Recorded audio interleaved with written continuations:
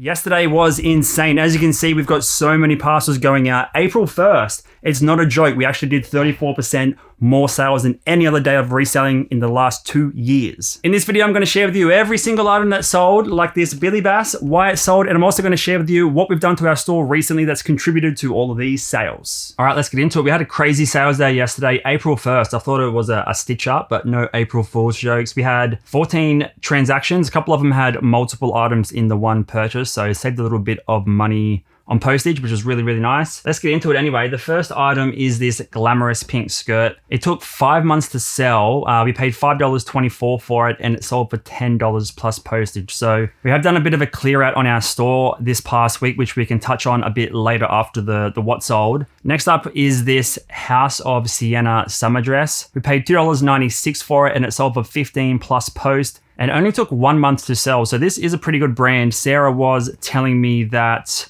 this is a lower end one, and we have sold a bit more of a pricier model or pattern in the past in a previous what sold. So if I can find that video link, I'll pop it in one of these corners. The next one is this Tree of Life women's paisley wrap dress. Again, this one was $5.24 and it sold for $20 plus post. And this was another 5 month turnaround time for this one. Sarah picks up a lot of Tree of Life. I think it might have just been the pattern. It might have just sold because it's coming into the new season, getting into the colder months. Tree of Life does pretty well on some designs. That one took a bit longer to sell. Next up is this Paul Kelly. Classic Paul Kelly, Australian songwriter, guitarist. This one was $3.73 and it sold for $21 plus post, and it sold within less than a month. So we don't really track the exact date that we put our listings live on eBay anymore. We just have the month. So this one was listed in March and sold on April 1st. So I guess within a month, $4 to $21. The next one up is this Volcom sweater. This one was $4.58 and sold for $24 plus post. Pretty damn good if you ask me. And it sold within a month. I think I picked this up like less than a week ago. I want to say a week turnaround on that one. Volcom, really good brand. A lot of their t-shirts don't do that well. This one was also a super recent pickup last week. It's Shang-Chi. I'm not sure how you say the movie. I haven't seen the movie yet, but it's a promo or like a cruise shirt from the grip department when they filmed it in Sydney. So that's pretty cool. We paid $4.58 for that one. It sold for $25 plus post off to the US. So we love picking up our random graphic t-shirts. Cruise shirts in particular do pretty well for us. We've sold a bunch of band like tour shirts. U2, I think we've got a Whitney Houston one in our store at the moment. Next item up is this RM Williams striped button-up shirt. Everyone loves RM Williams, a great quality brand. This one was $5.25 and it sold for $30 plus post within 1 month. So picked this one up in February, sold April 1st. This one has a bit of a sticker on the inside. Maybe someone wore it for their work or just like to label their clothes. Obviously put that in the description, let people know. Great brand, always comp them out, but the general turnaround for most of their products is pretty good. Next up is this vintage 90s Meath GAA Gaelic football jersey. It's made in Ireland, this one, which is pretty dope. Paid $4.58 for it and it sold for $35 plus post. But yeah, nice little jersey and nice little piece of profit. We picked up some Dickies recently in a couple of wholesale orders. We sold 3 pairs to the same buyer. All in, this cost us about $48. So what's that? $16 a piece. And they sold for $35 plus post. So $35 each plus post. That was also a less than 1 month turnaround. So not a bad little ROI for some Dickies, or wholesale Dickies anyway. Get onto them if you can find them in the thrift store, which we don't normally find them there. I would pick them up if they're under $10 for sure. And you should make 35 plus post. Next up is another little bundle. These ones cost $19.37 in total, and they were 58 plus post. One of them took 6 months to sell, and one was under 1 month sale. So the one that took 6 months to sell was this Adidas hoodie. It's pretty generic, to be honest. It's just navy blue with like a baby blue 3-stripe down the side. And then I feel like just plain gray hoodies are a bit more popular than blue ones. Maybe that's just me. But that was the one that sold within 1 month. So a nice little jumper bundle. Again, very seasonal type of stuff. Now, Sarah was very, very proud of this one. She loves her Vendula purses and little pouches. This is a Vendula London The George zip around purse. They have snapshots of little scenes and stuff like that. She picked this up pretty recently. It sold within less than 1 month.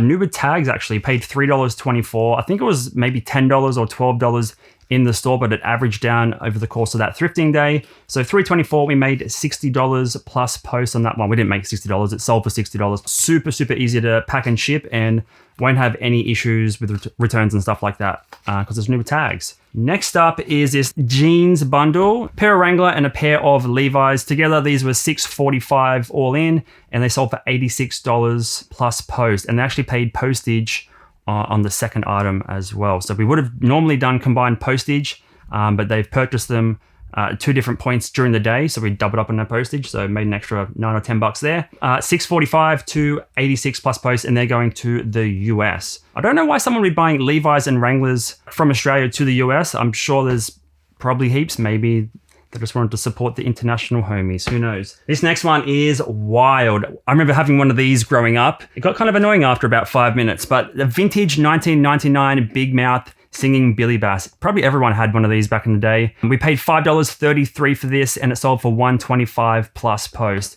These things are actually crazy. I don't want to press the button because the song is heavily copyrighted. But if you see these for under 30, even $40, I would grab them. You can get a little bit more for them, but the sell-through rate is pretty insane. Vintage Billy Bass. And finally, the best flip of the day. Really nice one, actually. We had this listed probably 6 months ago, and I think the listing fell off eBay at some point. So we paid $20 for this. It's a NRL Bulldogs corduroy jacket. We sold a Sharks one a while ago for roughly the same price.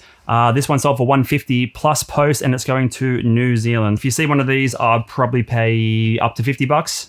Potentially, if it was in good condition. Ended up selling within 1 month after it was relisted. So that was the best flip of the day. For us, that's an amazing sales day. And I think it's a few reasons why that happened. I think it's a new season coming into colder weather. It's a new quarter. People are beginning to spend a bit more now that things in the world are sort of potentially settling down a little bit. But for us, our store, we've done a bit of a cull over the last week. So if you have a look around the room, a bunch of empty tub slots, and we've done a stock take. Finally, a stock take after about 12 months, and we deleted about 200 listings off the store. A lot of them were old auctions for older items that just weren't moving, weren't getting bids. So we decided we'll just delete them, donate them, or try and bundle them up perhaps. And I think that's helped the store a lot, because in the process of condensing everything down, we were changing the SKUs for a lot of listings. And I think it just gave eBay the impression that we were super, super active. It just feels like the listings have new eyeballs on them now. So a lot of the older things are starting to sell. So